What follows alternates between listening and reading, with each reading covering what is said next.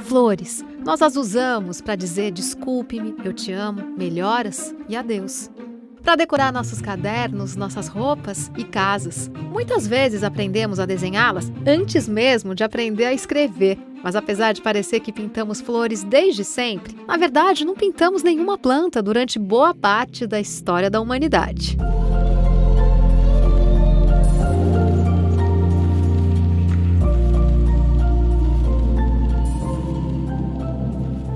Foi o princípio da agricultura que inspirou pela primeira vez os seres humanos a representar plantas com ilustrações. Entretanto, não foi por sua beleza, mas sim por sua capacidade de curar ou ferir.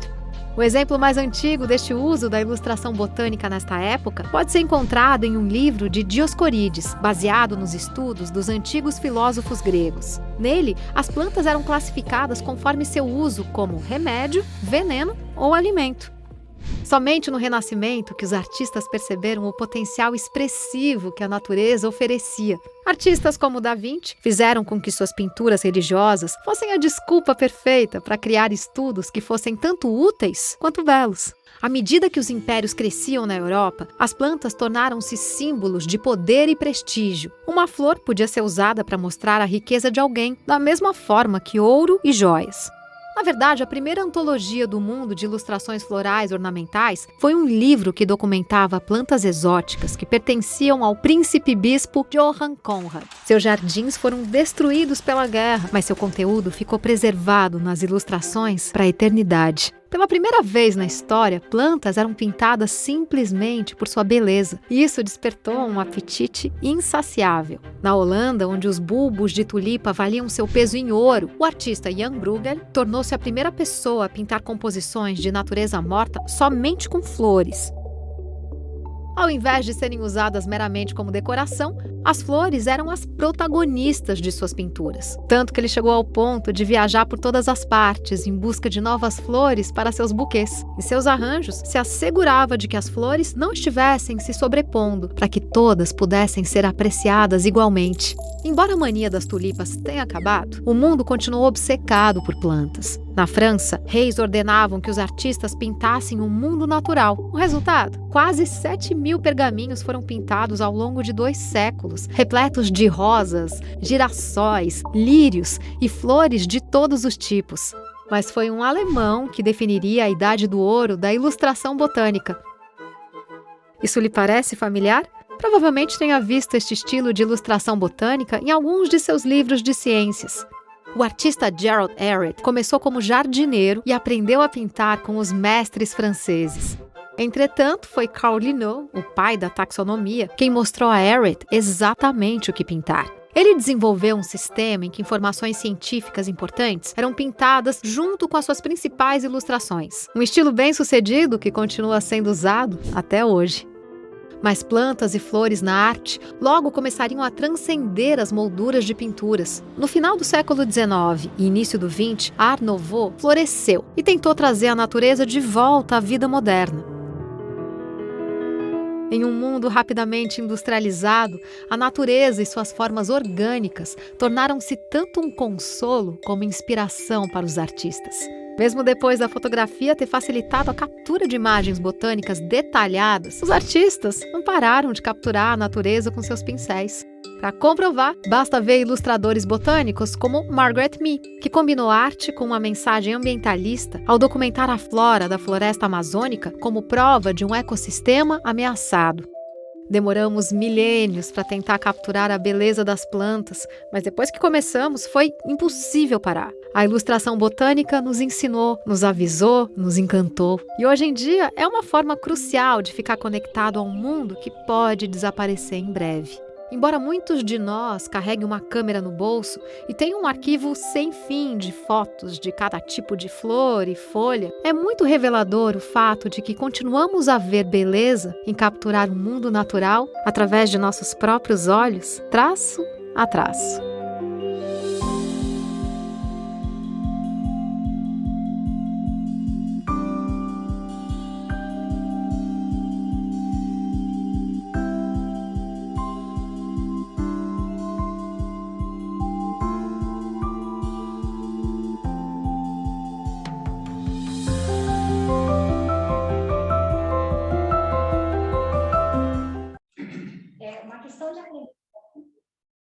e exercitar, como quase tudo. E onde se aprende essas técnicas? Na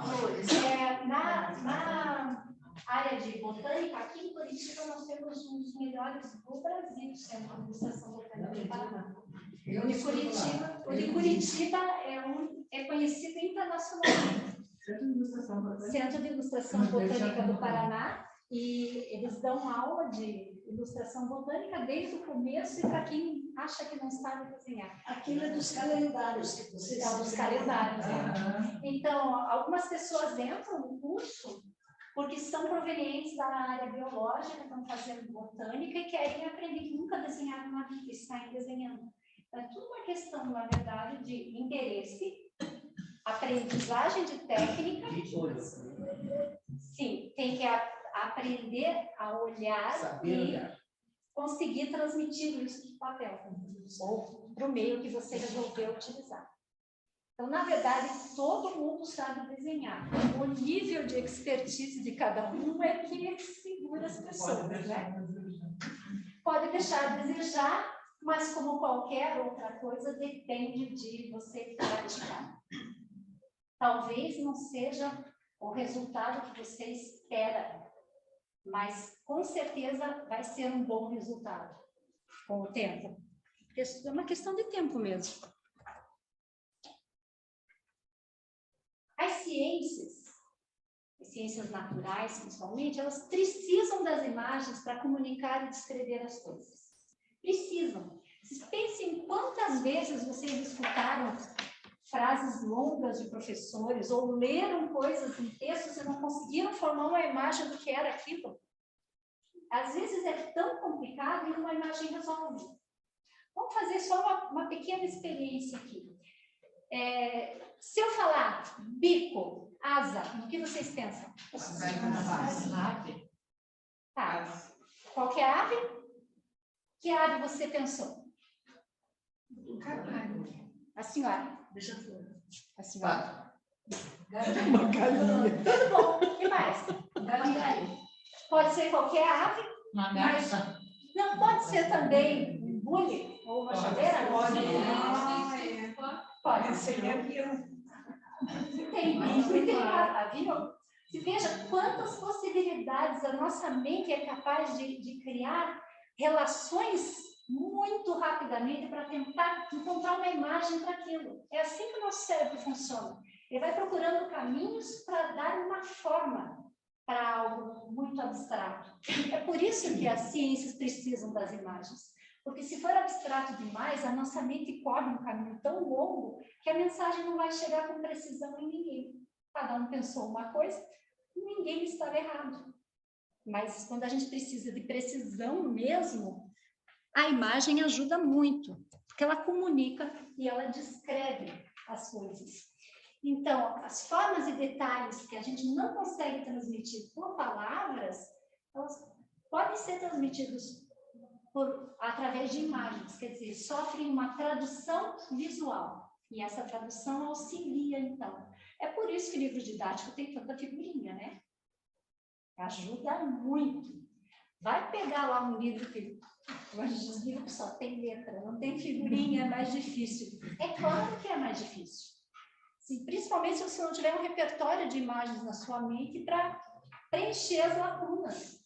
E às vezes a gente se perde na parte escrita porque o texto é muito técnico, aí fica um pouco mais complicado de entender.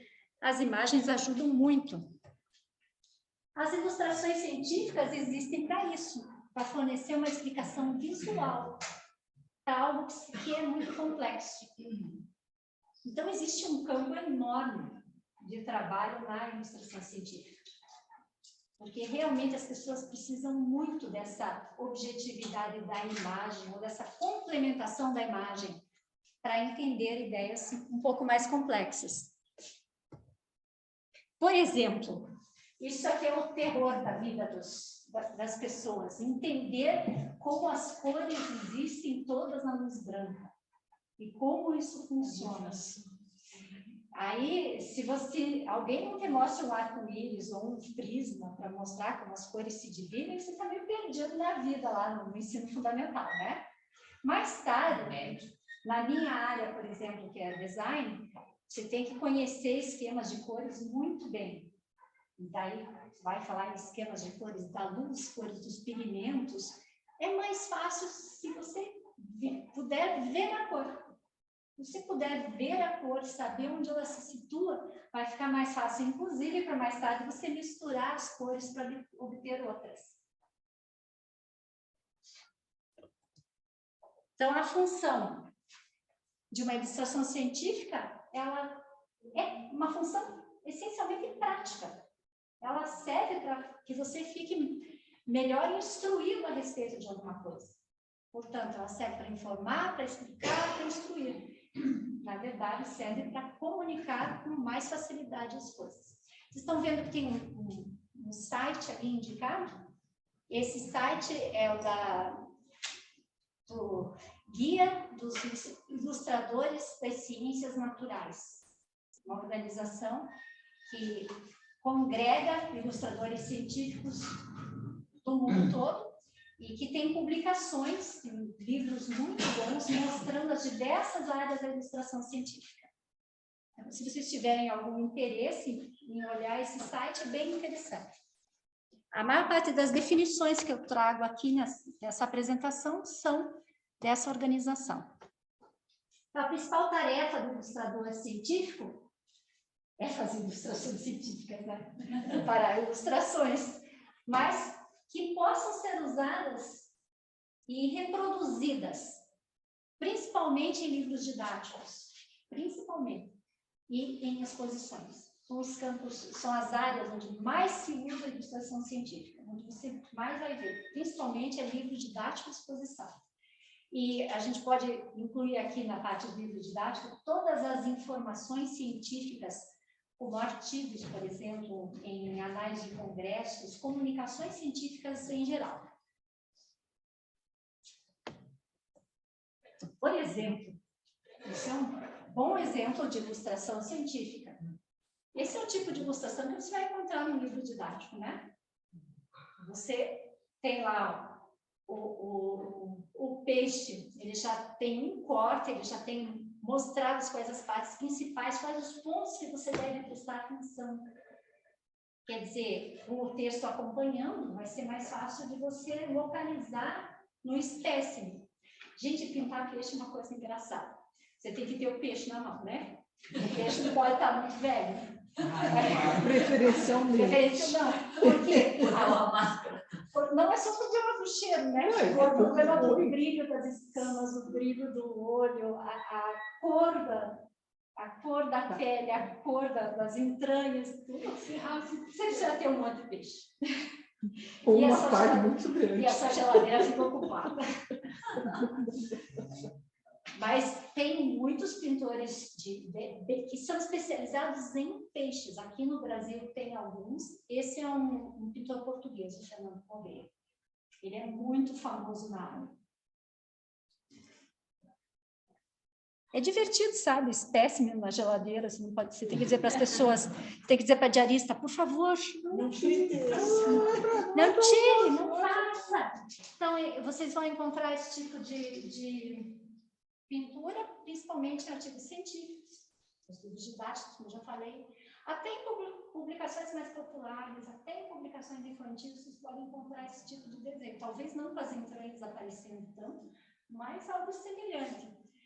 Murais explicativos, modelos de exibição. Quando eu falo em ilustração científica, eu não estou falando só no bidimensional, tá? Existe a ilustração em 3 dimensões também, né? São modelos. Pode ser modelagem 3D digital ou pode ser realmente escultura. E hoje em dia é impressão 3D, né? Tudo isso precisa do ilustrador primeiro para ser feito.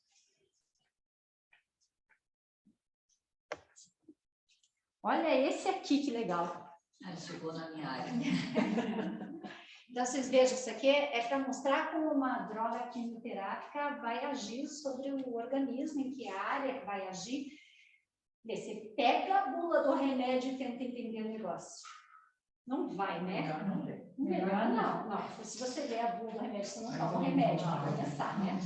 Mas, enfim... É só o que importa para o que interessa. Enfim, apesar que houve um estudo aqui na Universidade Federal do Paraná, no Departamento de Design, que eles trabalharam a ergonomia das bulas e elas foram melhoradas. Eu não sei se vocês repararam que as bulas hoje trazem Letras maiores. escritualização melhores. Foi um estudo E os termos são mais adequados ao que a gente precisa ouvir. Foi um estudo daqui, porque isso daí é design de informação. A ilustração científica trabalha muito próxima do design de informação. Mas, enfim, quando você tem uma imagem dessa, mesmo que uma nem tenha nada de remédio, nem de anatomia, vai ficar interessado em olhar, né?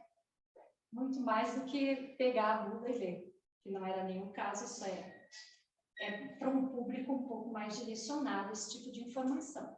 Mas vejam que bonito o trabalho, como ele chama a atenção e como os elementos, as cores dos elementos fazem com que fique mais clara a informação.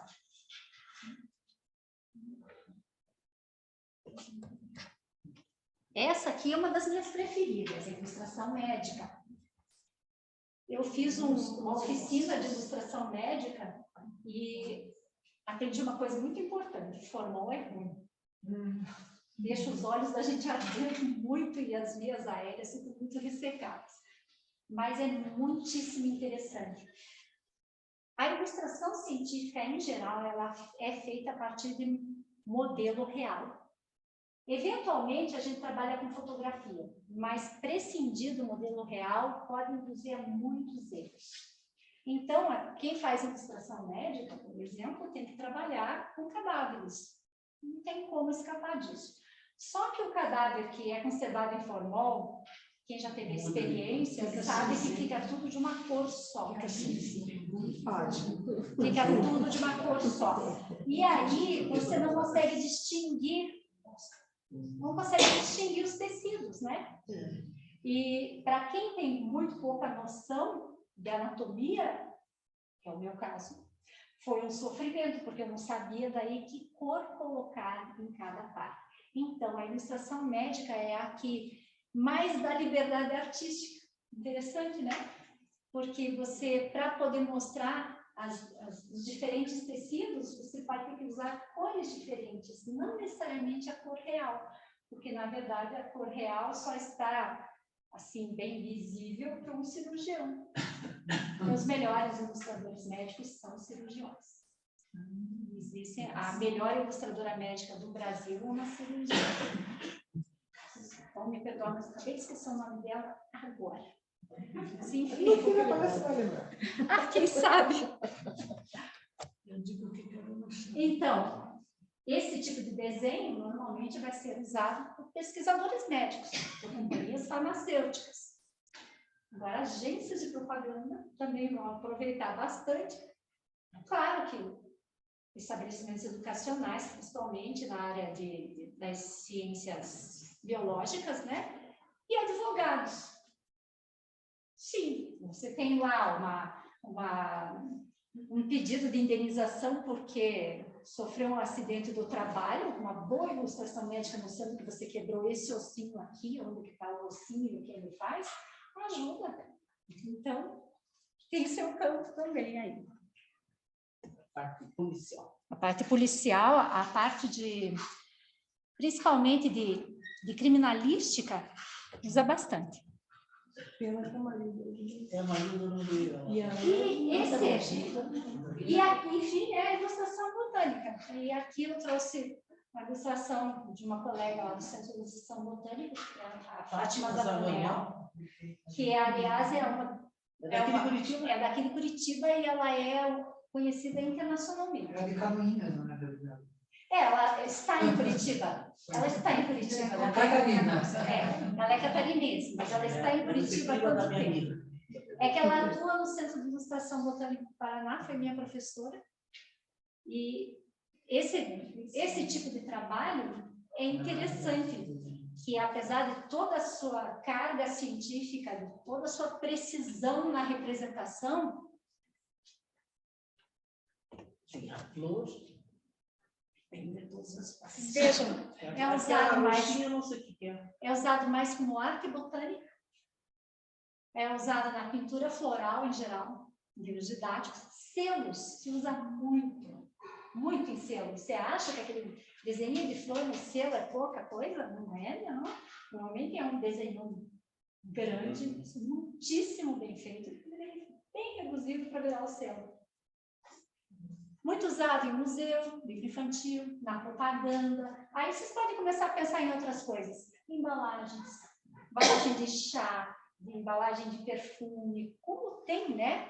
Papel de parede, estampa de roupa, tudo isso usa muito a ilustração botânica, mas já com uma característica de arte botânica, não de ilustração científica, porque a finalidade passa a ser outra. Dar efeitos. Essa ilustração que a Fátima fez, ela precisou de um caminhão de bombeiro para recolher para poder colher os frutinhos e tudo mais. Ela teve que pedir ajuda do corpo de bombeiro, subir lá para pegar. Tirar. Se não ia cair no chão, ela não ia conseguir. Não ia conseguir. E ali, o que é aquele roxinho ali, você sabe? É que não está aparecendo direito, mas É um uma flor, detalhe, né? é um detalhe em grafite. Porque ali a gente vê a flor. Daqui, ó, peraí, que eu estou sem meus negócios de mostrar aqui, ó. Tenho. Aqui, ó, Esse é roxinho lá. isso, ela pegou um detalhezinho e ampliou. Ah, sim. Mas é da flor. É uma tamareira. O amarelo é Sabe onde é que ela foi? o cinzinho Sabe onde é que ela a flor. foi pegar essa tamareira? Na Praça Eufrásio Corrêa Ah, tem duas, tem né? duas. E foi lá que o carro de bombeiro levou. Era dentro dele. Essa não conseguia. De volta. O que normalmente a gente associa à ilustração botânica, científica, é esse tipo de representação. Vocês devem ter visto normalmente em comunicações científicas. Isso costuma ser feito a nanquim. E aí traz uma descrição completa do espécime. Mas vejam, não é uma descrição assim que as pessoas queiram pôr na sua parede, porque ela não é tão atrativa, não é colorida. Você vai ter um monte de peças ampliadas e com cortes para ver estruturas importantes.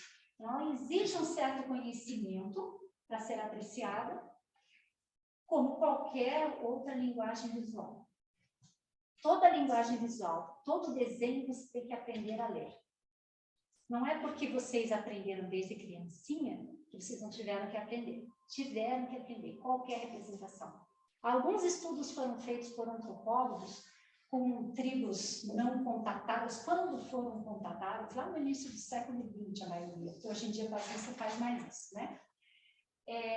Eles não eram capazes de entender desenhos, a não ser os desenhos que eles faziam, e fotografias também não conseguiam entender a fotografia. Porque tudo isso a gente aprende. Faz parte da nossa cultura e a gente aprende a ler. Todo desenho tem que ser aprendido. Então, aprender a ler isso aqui é como aprender a ler uma planta de arquitetura, por exemplo. Tem que aprender as convenções. Toda ilustração científica tem suas convenções e regras. E você precisa aprender as convenções e regras para poder usar. Então, não é simplesmente, eu sei pintar, eu vou fazer. Faz parte do negócio você saber pintar, né? Aprender as técnicas para fazer. Mas tem que aprender as regras. Todas as convenções que são usadas. E onde nós conseguimos perceber melhor essas regras e convenções é na ilustração a nanquim, ou a grafite, mas em preto e branco. Como não há o auxílio da cor para perceber as coisas, a gente também tem menos possibilidade de trabalhar sombras. Então, para mostrar a terceira dimensão, a gente trabalha com pontinhos. Tudo pontilhado. Algumas linhas são linhas contínuas, espessuras diversas, e outras são pontilhadas. Então, existe toda uma convenção para fazer isso. E tem que fazer um curso à parte para fazer esse tipo de trabalho. E exige microscópio, né? Ou pelo menos uma boa lente de aumento para diversas dessas estruturas. Legal mesmo é quando tem bastante pelinho para você fazer. O dia inteiro. E fica mesmo. Olha, ela diz muito coisa que eu sou. Então, a ênfase principal, sempre aqui, vai ser a precisão na representação do assunto tratado. Tem que ter precisão. Então, todos os detalhes que você vê, mesmo os que você não vê, mas sabe que existem, eles devem ser mostrados da forma mais correta possível, dentro da técnica que você está usando, né? Para mostrar o que for necessário para a pessoa entender aquele espécime. Então, proporção, cor, a estrutura anatômica, qualquer recurso de diagnóstico que permita você entender o que é aquilo, vai ser usado. Vejam, por exemplo, esse trabalho, que seria bem melhor se fosse um pouco um melhor. pouquinho menos, né? Esse é um trabalho lindíssimo, né? Você põe um trabalho desse, você pode usar como decoração facilmente. Agora, o interessante desse tipo de trabalho é o seguinte, ó, a ilustração é julgada tanto por suas qualidades estéticas quanto por sua precisão. Mas o que a gente vê primeiro é a qualidade estética. Isso chama a atenção. Aí você vai ver a precisão. Essa artista, a Anna Mason, ela trabalha com ampliações. Ela não faz o trabalho no tamanho real. Eu normalmente trabalho em escala 1:1. Ou então amplio só detalhes muito pequenos. Ela não. Qualquer coisa ela faz muito grande. E ela consegue esse nível de detalhes. Consegue perceber todas as estruturas. É qualidade estética e precisão. Qual é a técnica que ela usou aí? Aquarela? Não, ela...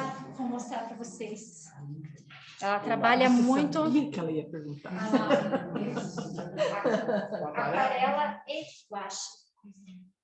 E você pode misturar, você mistura? Técnicas? As técnicas, né? Sim, mistura. Lápis de Lápis de cor para detalhes. Para os detalhes, tem ocasiões que você não consegue. Por exemplo, aqui que vocês estão vendo, ela está trabalhando com uma ampliação. Então, aquelas áreas em branco poderiam ter sido reservadas com uma máscara, no papel. Ah, com máscara? Com máscara, ou reservadas à mão mesmo. Entretanto, se você quiser colocar guache branco posteriormente, pode fazer. Não tem uma regra, só usar essa técnica? Não, não tem. Usar técnicas mistas, é claro que depende muito de você conhecer bem todas as técnicas para poder misturar. Para não atrapalhar uma outra. Mas quando o detalhe é muito pequeno e você não consegue reservar o branco, você usa um guachezinho ali, porque o guache, como não é transparente, né?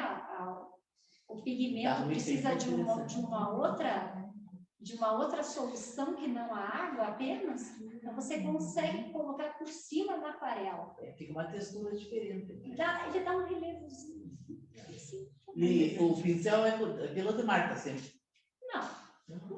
Aí o pincel de pelo de mata é super valorizado. Eu uso um pincelzinho bem chifrinho. Pelo de porco mesmo? Pelo de porco é para outra técnica. E funciona, sabe? Para algumas coisas o pincel sintético funciona perfeitamente. Agora dá muito, né? Para o sintético hoje em 50 dia. anos atrás. Coitada da Marta também, né? Pois é. Ô, dó. Não está aí hoje a Marta. O sintético agora está bem próximo. Sim, porque o sintético hoje é produzido muito. Fio do cabelo. Ele é produzido com máquinas muito boas, então conseguem fios muito fininhos. Eu prefiro hoje em dia usar o pincel sintético. E ele não estraga tão rápido. Ah, pois é. Porque a tristeza é você comprar um pincel de pelo de marca 000, que tem 3 fiozinhos, né? Aí você usa uns dias, né? E já começa a comer. Come. É uma tristeza. Gente, às vezes o modelo ele é raro ou ele é muito frágil. Você precisa usar algum instrumento óptico para trabalhar. Você precisa trabalhar, saber medir olhando no microscópio. E tudo isso tem que aprender também, e Você é na prática. mete ou você vai do olho? A gente usa papel milimetrado Ah, para ajudar, porque é sim, isso aí é complicado. precisão, né? Sim, você põe papel milimetrado para poder fazer a ampliação. Tem outros métodos, mas Proporções e tal. homotetia, por exemplo, mas quando é muito pequenininho, para você ampliar por um método geométrico, o erro pode ser muito grande. Então, trabalhe-se com lente, papel milimetrado, o que você tiver à mão para usar para fazer as ampliações. Eu coloquei essa escicata aqui, porque essa é a planta que eu vou fazer agora. E eu não consegui a planta. Não é o nome da planta? Calidória campestris. Aquela que você perguntou? Pedi para a mãe perguntar se alguém Daí achou. você foi para Campos Gerais, não foi? Fui. Nós vimos essa planta lá no Eu não parque. tenho certeza se era essa que nós tínhamos visto, porque tinha outras parecidas. E a Mônica desceu para fotografar. Mas eu não tenho certeza se era essa. É parecido. É parecida. Entretanto, né, eu tenho que fazer, eu encontrei meia dúzia de fotos só na internet, e daí vou ter que recorrer a esse capa. Não problema. Olha, uma área que tem muito bem preservada, as exicatas, é o Museu Botânico do Jardim Botânico de Javes. Lá eu não vou poder ir, vou ter que sair daqui mesmo. Hoje, Tem que você viajar não pra lá. precisa ser um especialistas, porque eles têm online as exicatas. Essa eu peguei online, lá do Jardim Botânico do Rio. Ah, é? Essa imagem Porque daqui eu não estou enxergando, de longe eu não enxergo. Tá muito claro, daí não dá para ver a informação, mas ali do Jardim Botânico do Rio de Janeiro, essa é esse capa que eu peguei online. Mas mesmo assim, online não me dá algumas coisas que eu preciso, né? Por exemplo, eu preciso fazer A batatinha. a batatinha. E aí eu não sei como é que vai ser. Porque isso, quando seca, muda totalmente a coloração, e eu não sei, não achei uma foto disso. Quer dizer que o meu desenho não vai ter a batatinha. Essa aí, eu achei na internet. Essa foto eu tenho. Você começa com um lápis. Eu já vou mostrar. Já vou mostrar como é que eu faço. Tem todo o processo aqui. Só quero terminar de mostrar no que a gente pode usar. Então, ó, o tipo de trabalho que se faz também, que é do ilustrador botânico, é esse. Você retrata as amostras reais, mas também, às vezes, você tem que fazer um ciclo de vida. Você tem que trabalhar uma sequência de procedimentos, alguma coisa. Quem faz isso também é o ilustrador botânico, o ilustrador científico. Por quê? Você tem que ter todo o conhecimento desse ciclo de vida. Você tem que ter todas as amostras para poder trabalhar e fazer a ilustração didática, né? E fica um trabalho muito bonito. Bem interessante. A gente está acostumado a chamar esse tipo de trabalho de infográfico. Virou moda chamar de infográfico. Mas isso aqui é ciclo de vida, ilustração de ciclo de vida. Ó, esse também é um ciclo de vida. Olha que interessante, que lindo. Isso também é para uma publicação. Vejam aqui do lado esquerdo da página, todo o ciclo reprodutivo da araucária, inclusive com os interferentes ali, né? A grávia, o roedor ali embaixo, né? Então, vendo todo o crescimento dela, é um trabalho lindíssimo de se fazer. Então, o trabalho do ilustrador aqui é junto com o trabalho do designer editorial. E a gente vira os livros assim, com muita atenção, né? É bonito, mas não sabe quem é que faz. Parece que tudo é máquina que faz. São pessoas que estão por trás desses trabalhos todos. E biólogo também, né? Precisa. Dificilmente o ilustrador tem esse conhecimento de tudo que ele vai ilustrar.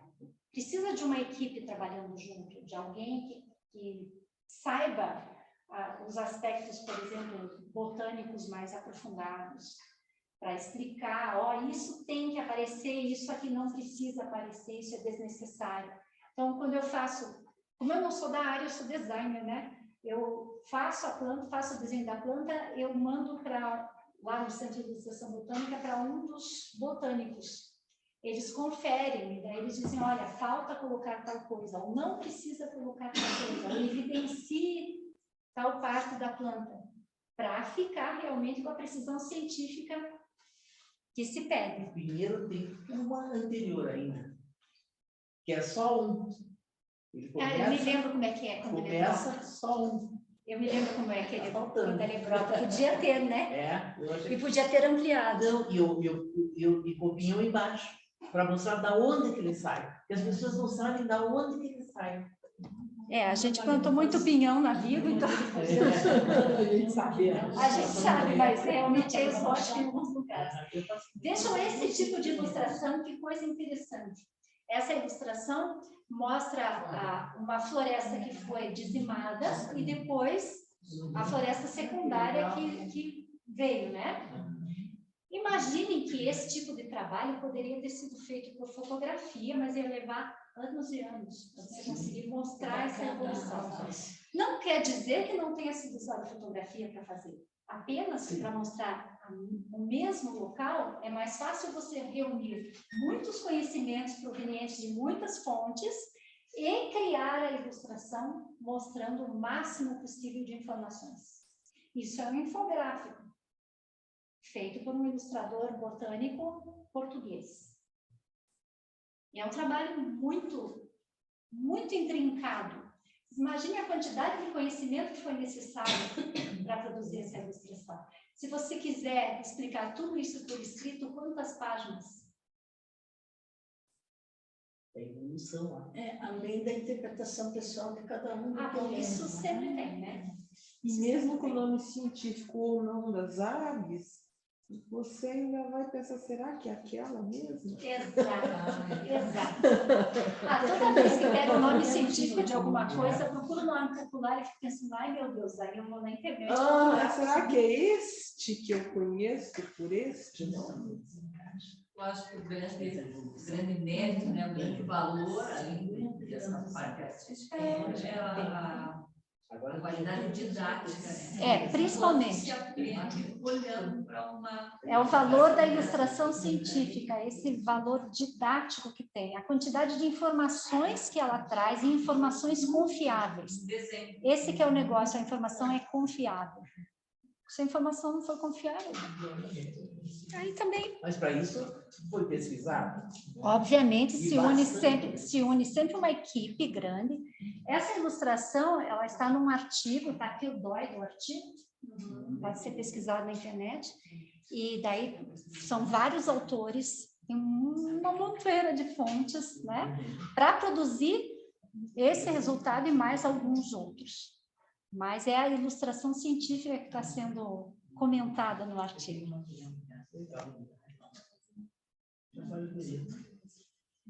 Então, a ilustração, ela pode simplificar a compreensão de algum modelo melhor que a fotografia. É uma coisa que me perguntam muito, para que está lindo, parece uma foto, por que não fez uma foto? Isso Porque a foto não vai ficar tão linda. Não é uma questão de beleza. Na ilustração você elimina todos os detalhes irrelevantes. Você só torna mais claro o que é importante. A fotografia fotografa o que é, então com os defeitos, com os bichinhos, com as coisinhas. Se você quiser mostrar tudo isso, você põe a foto. Mas se o fim é didático, às vezes a foto você atrapalha. Às vezes você tem que pegar a foto, colocar lá no Photoshop, limpar ela toda, tirar o fundo, fazer um monte de coisa. Vai dar um trabalho grande também para que ela atenda aos fins a que se destina. Então, nossa, mas me perguntam muito, mas qual a validade de fazer isso, né? Você tem fotografia. Hoje em dia, na botânica, se usa muito fotografia microscópica, né? Muito. Quase não se usa o ilustrador mais para olhar no microscópio e desenhar. Que realmente, nesse caso, a fotografia ela é o detalhe. Ela pega o detalhe. Só que se você quiser evidenciar alguma coisa, você vai ter que pôr no Photoshop e trabalhar em cima, talvez acrescentar cor, limpar uma coisa ou outra. Quer dizer, você vai acabar com o trabalho de ilustrador novamente. Porque os ilustradores trabalham muito também com softwares, né? Então, vejam, por exemplo, esse trabalho também de uma colega minha, Simone Ribeiro. Ela reconstruiu um objeto de vários espécimes incompletos. Ela precisava fazer a planta, mas deixa bem, a planta não está toda pronta naquela hora que você vai olhar para ela. Tem uma hora que ela está florescendo, tem uma hora que ela está frutificando, tem uma hora para cada coisa. E você, numa ilustração botânica, consegue mostrar tudo ao mesmo tempo. Aí ela Não, a foto consiga fazer. Daí ela pega. Não, você consegue fazer em foto. Não, mas assim, conseguir juntar todos os ciclos, todos os estágios do ciclo da planta numa fotografia, são inúmeras Não, fotografias. você faz um montão de fotos, daí você na mesa você escaneia nunca vai tudo, conseguir. recorta todas, limpa, pega os pedaços que você precisa e monta. Dá um trabalho fenomenal. Quase tanto trabalho quanto fazer isso. E a coloração talvez não fique boa, porque cada foto é uma iluminação, a não ser que você fotografe no estúdio. Aqui, então, quando a gente trabalha com espécimes assim, a gente vai ver a planta, aí se a planta for sua, você tira um galho, leva para dentro, põe na água, copia, fotografa para ter o registro. Se não for sua, você vai lá e faz coleta botânica. Chama-se coleta extramuros. Coleta botânica lá para nós. Aqui chama-se Eu extramuros. nunca fiz uma coleta botânica sem pedir permissão do dono primeiro. Extramuros. Mas coleta botânica, daí você vai outro dia, pega outro exemplar, daí você já começou o desenho. O que você faz? Você parte daquele novo exemplar, você vê, não tinha essa estrutura lá, então vou acrescentar aqui, vou pôr outro galho, e assim por diante. Isso a fotografia não faz para você. Por isso, eu posso reconstruir um objeto inteiro a partir de várias partes, de várias coletas em vários dias. Isso produz um resultado coeso, com toda a informação necessária. Tinha uma coisa que você tinha que pôr na geladeira. O que Quase todas as minhas plantas vão parar na geladeira. Você tem duas geladeiras? Não tenho, mas eu tenho que explicar. Daí não joga isso fora. Porque eu pego uma garrafa de refrigerante de 3 litros, sim, corto a parte de cima, daí eu ponho a planta com um pouco de água lá dentro e inverto, né? E fecho para fazer uma micro estufa. Aí eu ponho na geladeira, na porta da geladeira e vai ficando. Vai ficando. Com recado, não mexa. Cuidado, veneno. Outro trabalho daqueles que vocês viram na Araucária, olha que trabalho mais bonito. Quanta informação reunida e num trabalho esteticamente agradável. Você consegue fazer mapas. Também faz parte da ilustração científica, tá? Porque tem regras específicas.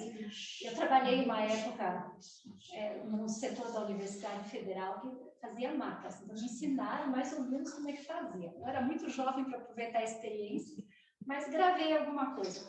Vinham com as fotografias aéreas, né?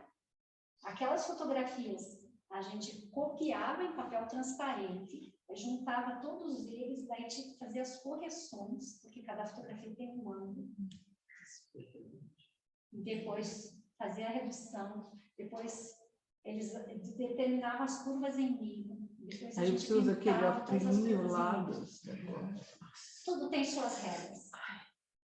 Mas esse tipo de mapa já é outra história.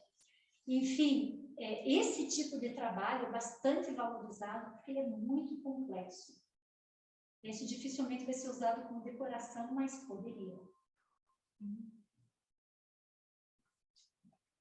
A maior parte dos ilustradores botânicos não faz só botânica.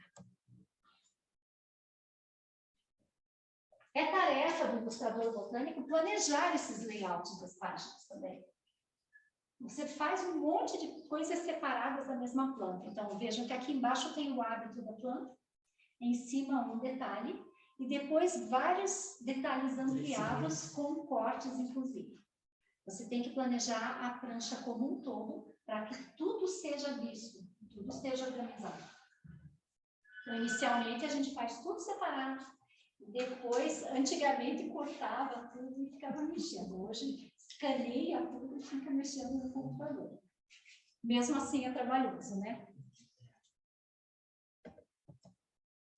E olha, outro tipo de trabalho que as pessoas não se lembram, que é um ilustrador botânico, que normalmente quem faz. Essas imagens para exposições, para esses grandes murais e também os modelos tridimensionais. Mas o que difere um mural de ilustração botânica de um outro mural qualquer de plantas é a precisão, a fidelidade ao modelo. Você vai olhar as plantas e saber que plantas são essas. Elas não são inventadas, elas são modelos, né? Elas são copiadas de modelos reais. Você vai ter realmente uma visão do que é essa floresta. Dificilmente vem de memória, normalmente é de observação.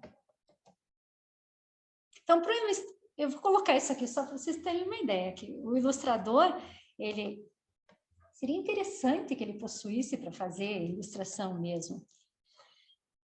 Versatilidade em mais de uma técnica de representação e de mais de uma técnica de reprodução. É importante saber como é que você vai reproduzir seu trabalho. Como ele vai ser impresso? Ou como ele vai aparecer virtualmente na internet? Em que isso implica na hora de mostrar o trabalho? Eu vou imprimir em offset, eu vou perder na cor, por exemplo. Então, um certo conhecimento disso é interessante ter, ou pelo menos ter alguém que possa dar esse background para a pessoa é importante. Habilidades em técnicas tradicionais de desenho e de pintura. Eu coloquei só algumas aqui, mas vocês podem pensar em mais técnicas que conheçam e colocar aí. Eu nem pus lápis de cor a gente usa bastante. Na verdade, a ilustração botânica, apesar das pessoas adorarem a aquarela e o lápis de cor, ela pode ser feita em qualquer técnica, desde que mantenha a fidelidade ao modelo.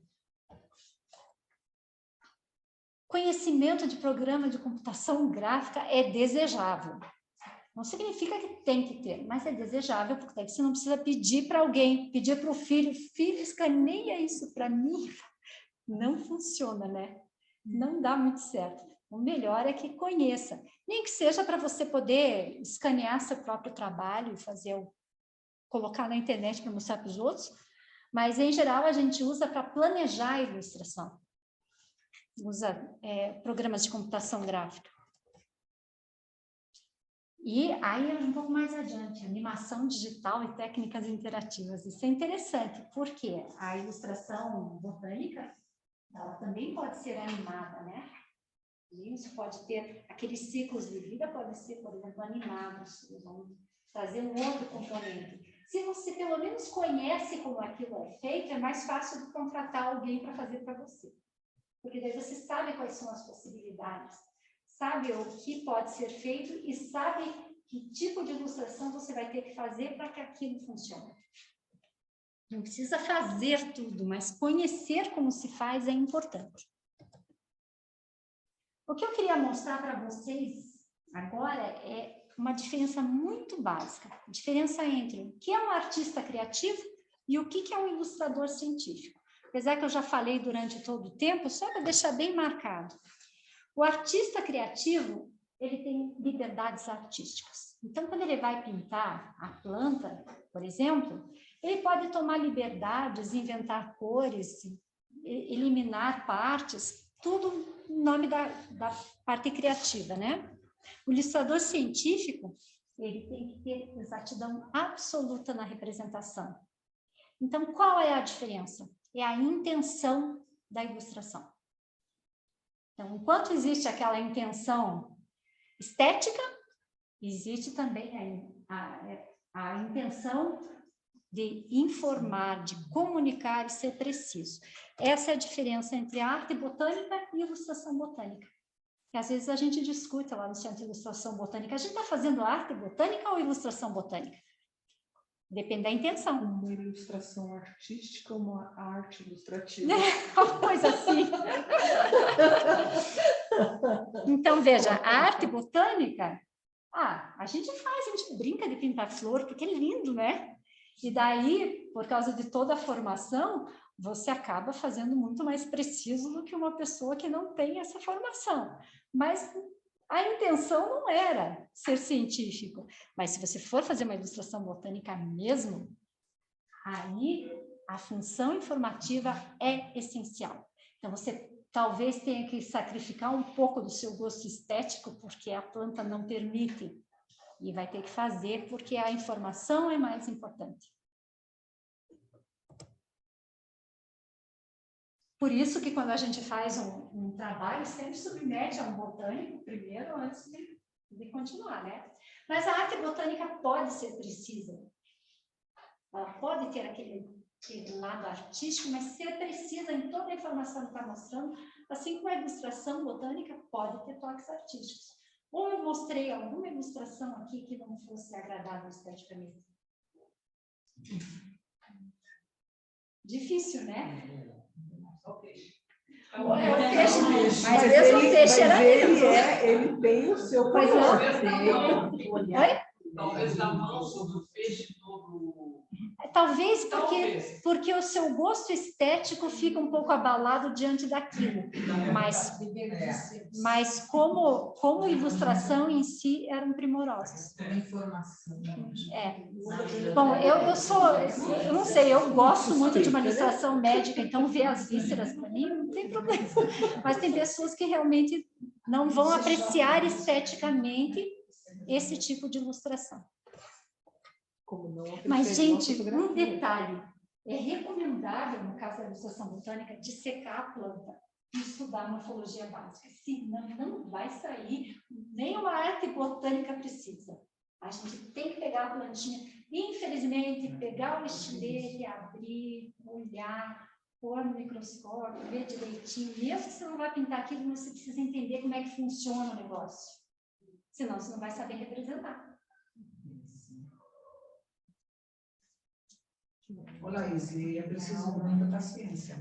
Paciência que a gente tem, né? Outras, porque a gente passa, às vezes, a manhã inteirinha... Para fazer isso aqui. Isso. Não, e às vezes passa a manhã inteirinha desenhando e daí, por algum motivo, você não pôs uma lente de aumento e não percebeu um detalhezinho ali, e aquele detalhe é essencial. É a arte do detalhe mesmo. Aí você começa a fazer novamente, para mostrar aquele detalhe. Então, gente, a gente começa normalmente assim. Veja que interessante. Rabiscando. Rabisca porque você tem que procurar o melhor ângulo do modelo para mostrar todas as estruturas.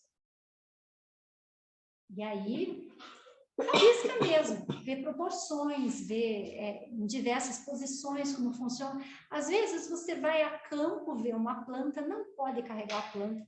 Se sabe em que matinho é uma coisa complicada, você arrancou, murcha. No dia seguinte a flor sumiu. Você faz o que com o negócio? Então, você vai lá, você olha, fotografa, chega em casa, puxa, essa foto não era o que eu precisava. Mas você rabiscou, pegou as proporções, já vai com régua, já vai medindo, faz os desenhos assim. Daí você vai vendo diversas... Você tem que ver em diversas posições. E se for fotografar, é assim também, diversas posições. De preferência, sempre com a luz vindo da mesma direção. Na botânica, a gente costuma fazer vir da esquerda para a direita, mas não é uma regra que tenha que ser cumprida. Mas se for da direita para a esquerda, que seja sempre da direita para a esquerda. Aquela imagem vai ser da direita para a esquerda, sempre. É que, como a maioria das pessoas é destra, a luz entra da esquerda para que a mão não faça sombra no desenho quando você está pintando, né? Ou está desenhando e dê algum problema. Aí, cadernos de campo. Quando você leva as suas tintas, não as de primeira linha de preferência, mas aquelas que já estão acabando, né? Leva para pegar a cor do natural na luz natural. Caderno de campo, sketchbook. Então, você faz lá do modelo vivo, porque de preferência o modelo vivo, né? Preferencialmente. Mas vou mostrar o meu abacaxi para vocês.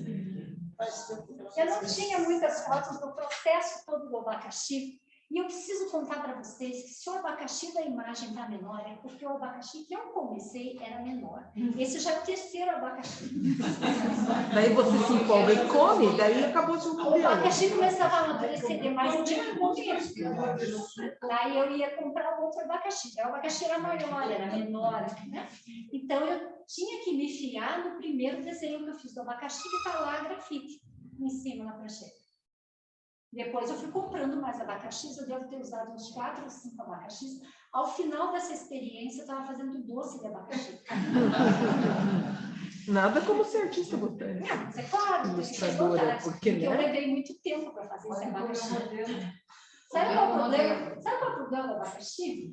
Geometricamente, ele é uma perfeição, né? Ele faz uma espiral geométrica maravilhosa. Você desenha aquele negócio lá, né? E depois, gente, para pintar o tal do abacaxi, cada partezinha daquela é diferente. Eu tive que fazer um sistema de adesivos coloridos para colocar, para saber o que eu já tinha pintado. Porque eu me perdia na espiral geométrica. É complicado. Mas eu me diverti muito fazendo esse abacaxi, então trouxe essa foto para mostrar todas as partes reunidas, né? Então, o modelo vivo, o desenho. Eu vi resposta, eu te conheci através do abacaxi. Estava exposto ao certo botânico. Abacaxi. Então, o desenho a grafite, inclusive, é um papel comum, sulfite, você faz o desenho, até uma pena, porque o desenho fica bonito, todo com luz e sombra já, para você saber como trabalhar depois, né? Se você não tiver o abacaxi ao seu lado, você tem um desenho do abacaxi para saber onde estão as sombras. E aqui o início da pintura. É com aquarela. Isso é aquarela. Só aquarela. Vou mostrar o abacaxi para vocês como é que ficou.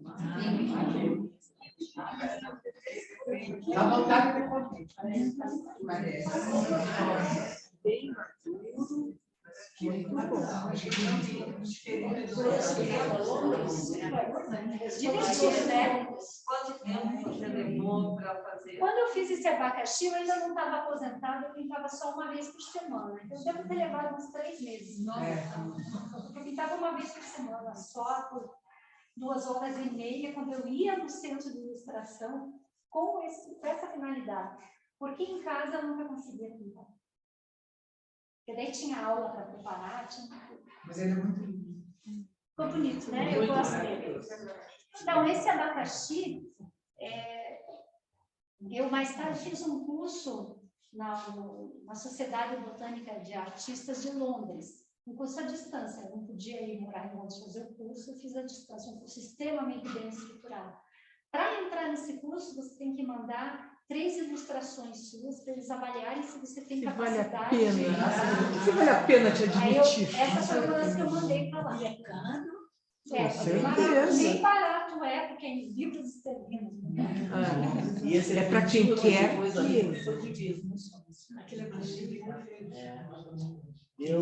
Agora eu vou mostrar uma sequência para vocês de um trabalho, uma sequência, um trabalho antigo meu, mas eu estava com a sequência bem documentada. Eu não tenho a sequência documentada de tudo. Não dá também. Não, Ou, então, você faz a arte, ou não, você é que às vezes, documenta, porque sabe, quando você concentra começa a pintar, fica tão concentrado, o tempo voa, você não vê e não fotografa todas as etapas, né? Se parar, vai atrapalhar. Então, essa bromélia, esse é o desenho a grafite no sulfurizê. É só meu desenho base para continuar depois o trabalho no papel mesmo de aquarela. Aí a gente começa com as sombras. Passa o desenho quase some no papel. Aí você faz só as sombras principais, depois começa a acrescentar as cores. Esse aquarela tudo aquarela. Nessa época eu só fazia aquarela. Só uma perguntinha. Pois não. Desculpa. Primeiro faz aquele com o grafite, aí Isso. deixa ele de lado e começa... Daí põe numa mesa de luz ou numa janela de luz, ou de algum jeito você passa o desenho para o papel onde vai pintar, e aí começa, como a técnica, isso é técnica de aquarela, é uma técnica de sobreposição. Mas não é uma aquarela tão aguada quanto a aquarela artística, ela tem um pouco mais de consistência de Mas a cor. aquarela artística nós começamos com o claro e passamos para o escuro. A gente Não começa fazemos- pelas sombras. A técnica Isso é aí, diferente. A técnica é diferente. A gente começa, porque daí a gente começa pelas sombras e depois vai... Que gozar, né? É bem interessante, é um pouquinho diferente. Tem gente que pinta diferente, mas em geral é assim que a gente trabalha. Nas folhas tu usa bastante, como é primeiro pênis grey lá? Eu gosto de usar sim. primeiro, É que eu usei pênis grey. mas eu já tentei. É uma cor. Essa cor aqui, essa cor azulada Cor aqui. azulada. É um cinza azulado. Ele que faz a sombra do verde. Porque a gente usa sombras, dependendo da cor, você usa sombras diferentes. Mas essa primeira passada de sombra, ela define muito bem o volume, tudo daí você vai. Porque o branco tem que ser preservado. Então, a gente define primeiro as sombras. Mas não quer dizer que você lá para frente não faça mais sombras, né? Não, só significa que eu estava delimitando o espaço dela. Vai lá para frente para fazer Posso o fazer acabamento, mais. Você põe mais sombras. Daí eu ponho sombra da mesma cor, não mais essa sombra artificial. Então, daí, ó, continua colocando. Tá muito amarelo na projeção, branco tá? você pôs por cima, Não, aquele branco do papel. é do papel. Em geral, a gente deixa o branco do papel. Tá muito verde por causa da luz, não é muito amarelo, o verde não é assim, mas acho que deu uma boa ideia, né? Eu quero ver acabamento. Acabamento. Eu vou mostrar outro trabalho.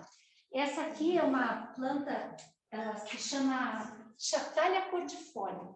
Ela é uma planta aqui da região dos Campos Gerais. Ela está em risco de extinção e eu consegui um espécime, isso faz tempo, para retratar no Jardim Botânico. Então, eu fiz, esses são estudos. Então, lá em cima eu estudo a nanquim, ali eu estudo em aquarela das folhas, aqui eu estudo em guache, das sementes, né? Daquela de assoprar. Isso é um pesadelo. Daquela que voa? Isso é um pesadelo, porque você tem que trabalhar em guache, não tem outro jeito.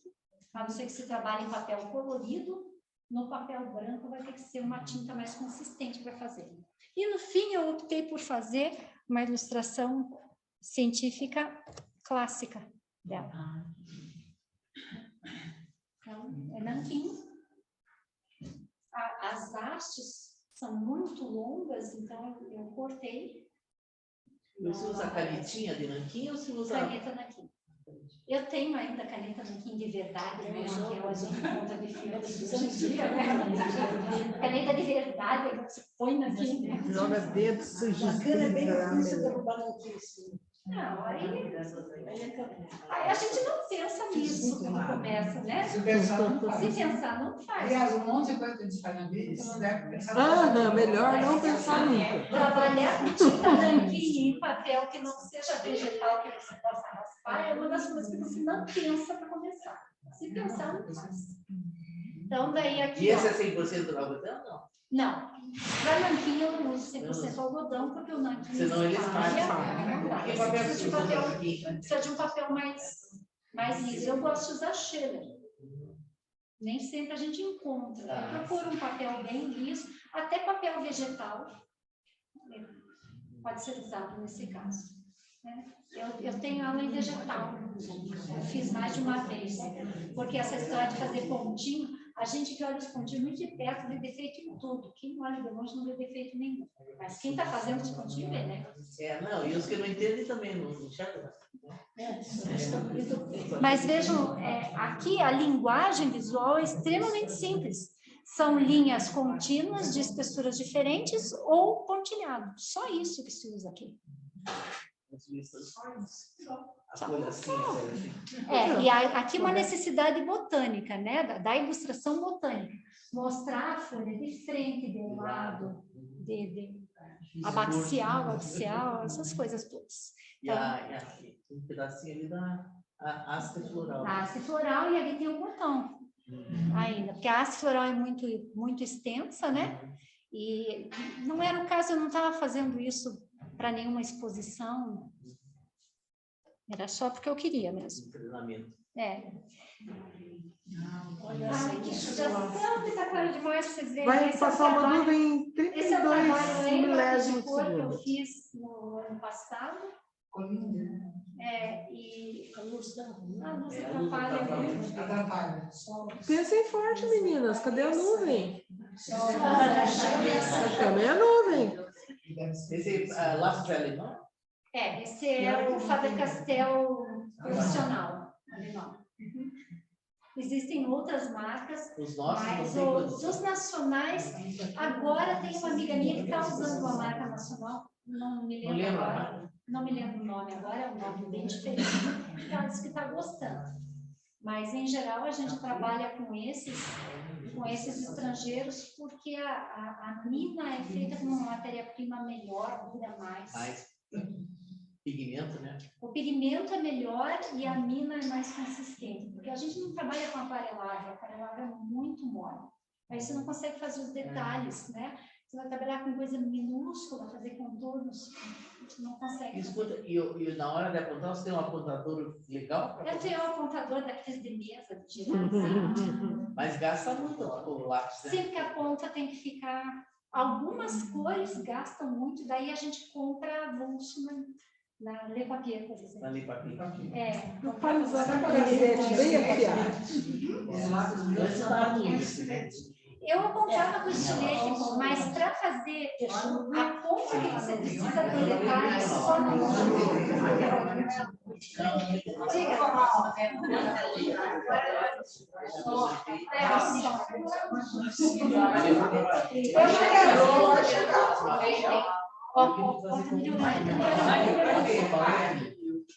A projeção também está amarelando muito. Esse trabalho eu fiz para dar de presente para os meus irmãos. Você usou 4 cores, né? Não, eu só exemplifiquei as cores que a base que eu usei para fazer os pinhões, mas eu usei mais do que 4 cores. Mas está muito amarelada a projeção de qualquer forma. Agora, eu gostaria de mostrar para vocês os trabalhos que eu mandei para esse curso em Londres. Eu trouxe todos eles aqui, mas vocês são muitas pessoas, eu queria uma mesa grande para poder abrir a pasta e mostrar. A mesa do café ainda está vazia?